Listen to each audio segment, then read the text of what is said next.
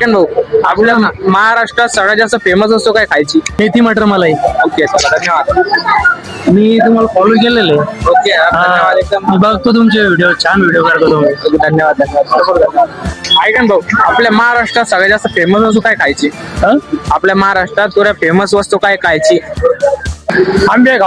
आंबे. ओके, चला धन्यवाद. एक मिनिट, आपल्या महाराष्ट्रात सगळ्यात जास्त फेमस वस्तू काय खायची? बैंगन. ऐका ना, एक मिनिट. हो, एक मिनिट. आपल्या महाराष्ट्रात सगळ्यात जास्त फेमस वस्तू काय खायची?